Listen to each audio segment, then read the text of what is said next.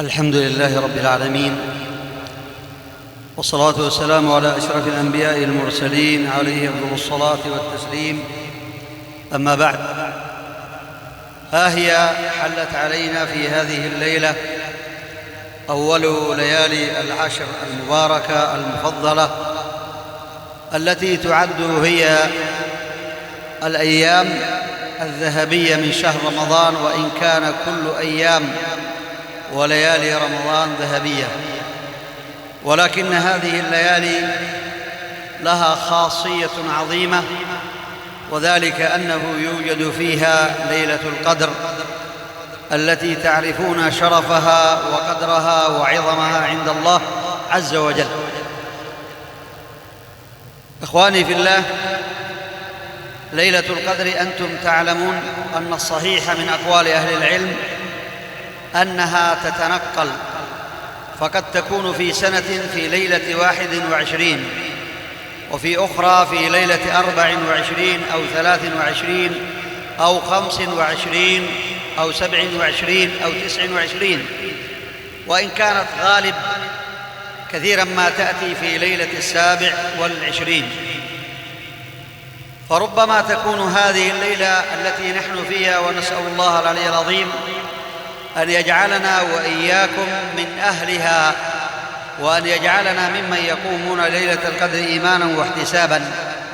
هذه الليلة من ليالي التي تكون فيها ليلة القدر، وذلك أن النبي صلى الله عليه وسلم قال في ليلة القدر: رأيتني أسجد على ماء وطين، فهطلت في ليلة 21 مطرة خفيفة، نزل المطر من سقف مسجد رسول الله صلى الله عليه وسلم حتى صلى الصبح على ماء وطين، يعني تراب مبتل. فلعل هذه الليلة تكون هي الليلة التي تنزل فيها الملائكة، ويكون عدد الملائكة أكثر من عدد الحصى، للحديث الذي هو عند أبي نعيم أن النبي صلى الله عليه وسلم قال: إن الملائكة لتنزل ليلة القدر أكثر من عدد الحصى. طبعا لا يستطيع أحد منا أن يعد عدد الحصى في قلاب نيس في بيته، فكم عدد الحصى الموجود في مديرية، وكم سيكون عدد الحصى الموجود في الأرض؟ لا قبل لنا بعد هذا الحصى. ونزول الملائكة دليل على نزول الرحمات والسكينة، ولا تنسوا أن الملائكة تبحث عن من؟ دائما تبحث عن حلق الذكر والمساجد، من الذي يحيي المساجد؟ وتعلمون الحديث الصحيح: إن لله ملائكة صيارون فضلاء يلتمسون حلق الذكر. والملائكة التي تنزل من السماء وفيهم جبريل عليه السلام، تنزل الملائكة والروح فيها بإذن ربهم من كل أمر، سلام هي حتى مطلع الفجر.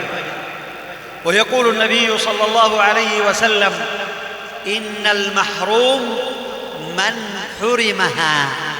من حرم ليلة القدر هو المحروم، ليس المحروم الذي يحرم الأموال، ولا المحروم الذي يحرم الأولاد والمناصب، وإنما المحروم هو الذي يحرم فضل ليلة القدر وخيرها.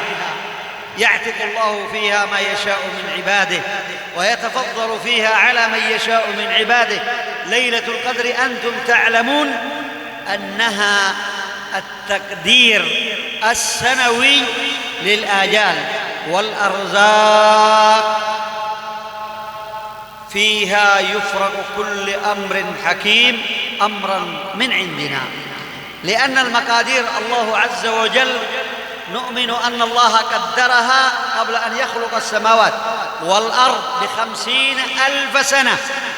هذا التقدير الأول العام. ثم هنالك التقدير العمري الذي يبعث الله ملك إلى رحم المرأة، فيقول الله للملك انفخ فيه واكتب أجله ورزقه وشقي أو سعيد وعمله.